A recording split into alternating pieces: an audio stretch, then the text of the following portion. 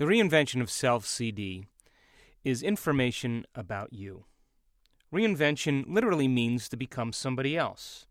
And when we talk about reinventing a new ideal of yourself, we're not talking about buying a new boat or getting a new sports car or buying a new wardrobe or getting plastic surgery. Those type of changes that we make in that sense are taking place from something outside of us. True reinvention happens from within. Now, your personality creates your personal reality. And your personality is made up of how you think, how you act, and how you feel. So the present personal reality that you're living in today, your life, was created from the present personality. Which means if you wanted to create a new personal reality, on a fundamental level, you would have to change your thought processes, you would have to change some aspect of your behaviors or habits, and you would have to alter some emotion that you've memorized that has become part of your identity. Now, one of the biggest problems people have in the process of creation is that they're trying to create a new personal reality by being the same personality. The concept in neuroscience called neuroplasticity tells us that we're changed by every thought we think, every dream we conjure up, every possibility that we speculate, anything that we change in terms of behavior and action, any emotion we decide to alter, literally rewires our brain and causes it to fire in new patterns and sequences and combinations. That simple action of change begins to leave footprints biologically in the circuits in our brain that become the very platform of a new identity. By the same means, your ability to create emotions by thought alone, your ability to change your energy, can quite frankly begin to signal new genes in new ways.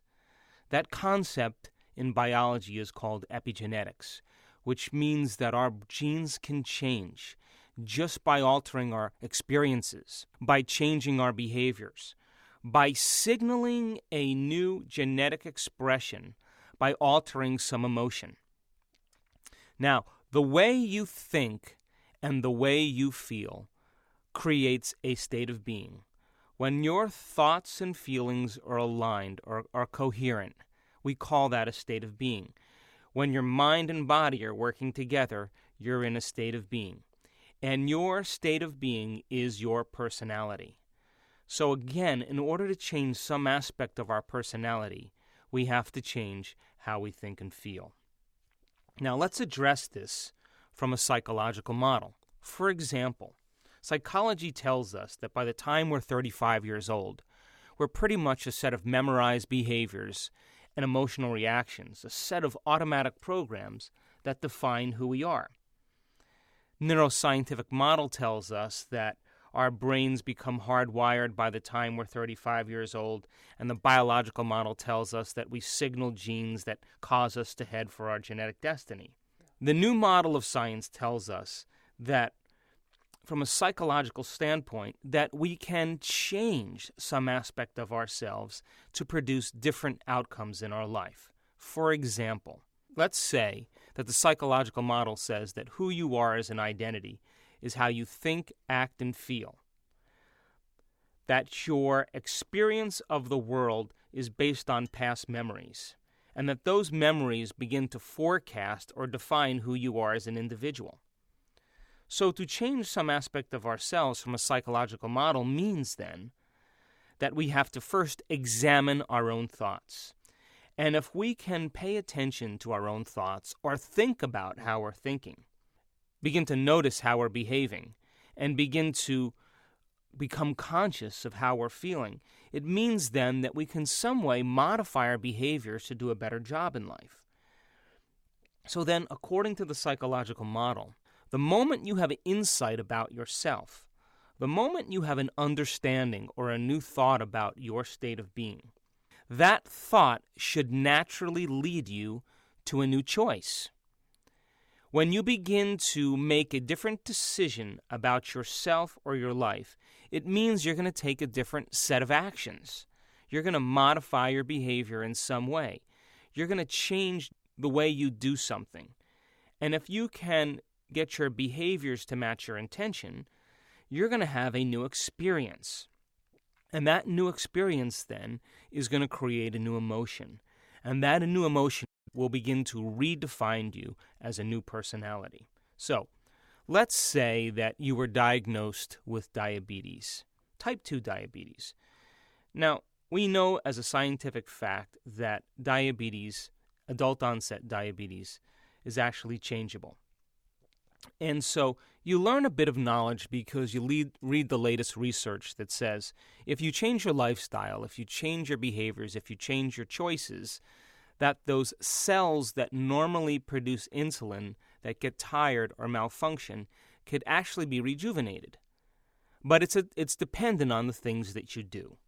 So you read this article, you gain some new insight, you gain a little bit of new knowledge, and you say, okay, what are the things that we have to do in order to begin to produce different effects? Okay, I have to eat certain foods. I'll have to exercise a certain amount of time, at least 4 to 5 days a week. I'll have to avoid certain stressors in my life. And as people begin to gather this information, they're literally creating a new mind. When they make a choice to do something with what they learned, it makes sense then that the new choice is going to create a new behavior.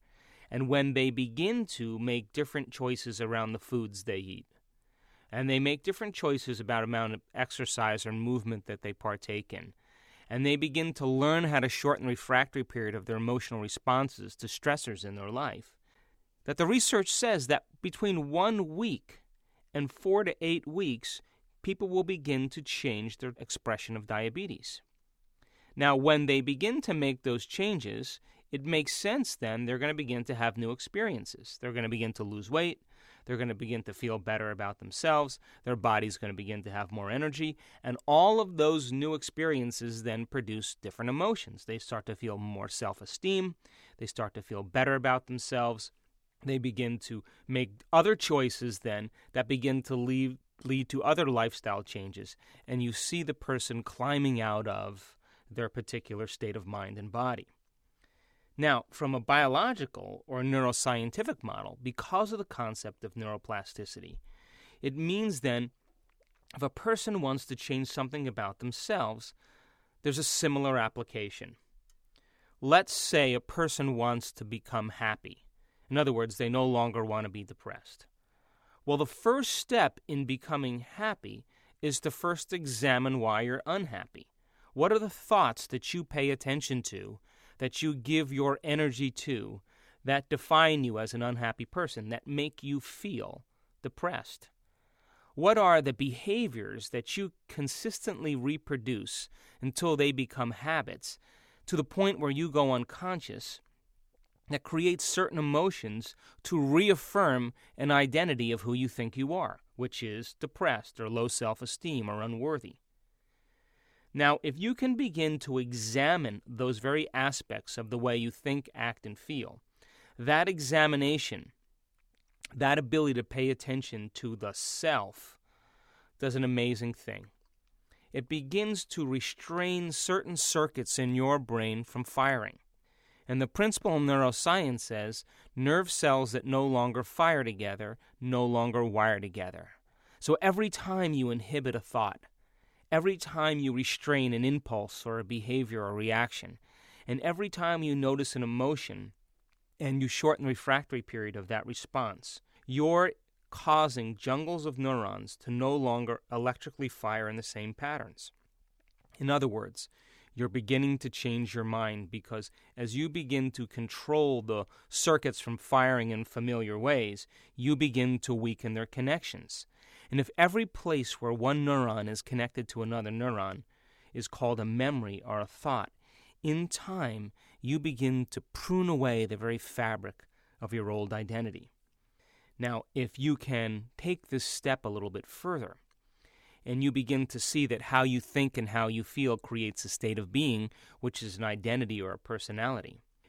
If you're able to control the very thought processes that create a level of mind that either produces a behavior and automatically produces an emotional response, every time you inhibit those circuits from firing, you're stopping a chemical in the form of a feeling from signaling your body. As you begin to make the effort to stop that process from occurring, your body now no longer gets the same emotional quotient that keeps pushing the same gene that causes you to head to your genetic destiny. And as you inhibit those emotions, in time, you begin to pull the mind out of the body or no longer recondition the body to the same mind. And the body, as the unconscious mind then, no longer begins to believe it's living in the same condition that's created the same emotion. What I mean by that is your body is the servant to your mind. It is an objective observer, and it doesn't know the difference between the experiences in your life that create emotions and the emotions you fabricate by thought alone. So if you're experiencing the same emotion every single day because you're thinking a certain thought that produces a certain feeling, and the moment you begin to feel that feeling, it drives more of the same thoughts, which causes the same feelings, that when you get in this continuous loop of thinking and feeling in that same cycle, your body begins to believe that it's living in the past experiences that created that emotion 24 hours a day, 7 days a week, 52 weeks out of the year. And over time then, the body literally begins to live in the past because it becomes the mind. As you're able to gain control of those feelings that drive you to a lower denominator, as you inhibit those, you're no longer signaling the same gene in the same way, and the epigenetic phenomenon begins to take place, which means the body begins to become liberated from the past. This is when we begin to see a whole new landscape of possibility. Now, what does the quantum model of reality tell us about our ability to change? Well, if all potentials exist simultaneously in the quantum field, and all those potentials exist only in the present now moment, then you and I have come with all the machinery and all the biological hardware to practice being present. But if we're continuously unfolding past bitter memories that are tattooed in the recesses of our gray matter, and by attention we bring them to life, and to that moment it is real, the body begins to believe it's living in the past. And if we begin to forecast some worst-case scenario, and we obsess about that outcome to the exclusion of everything else, in time that thought will literally become the experience in our mind, and our body, as the unconscious mind, will begin to believe it's living in some future event. When we train our mind and body to live in the present, we have access to other potentials. Now, thoughts are electric, and feelings are magnetic. And you generate electromagnetic fields by how you think and feel. Now, all those potentials that exist in the quantum field simultaneously exist as electromagnetic potentials. And when you can change your energy, your frequency signature, to match a frequency or an energy electromagnetically that already exists in the quantum field, when you can tune into abundance, when you can tune into health, when you can tune into joy, and you can begin to match the signature of that electromagnetic potential with the signature of what you're generating in the present moment, be prepared, because that's the moment reality begins to change and you begin to live in a whole nother line of time. We could say then that the experience finds you, or your body's drawn to that event. So from a psychological model, biological model, neuroscientific model, or quantum model, we have the permission to change at any time in our life. Once we understand how to do it, once we understand the science of what it means to do it, then we give ourselves permission to do the uncommon. And then the reinvention of self becomes as natural and easy as anything else we do. In fact, you already know how to do this. You just haven't made it a habit.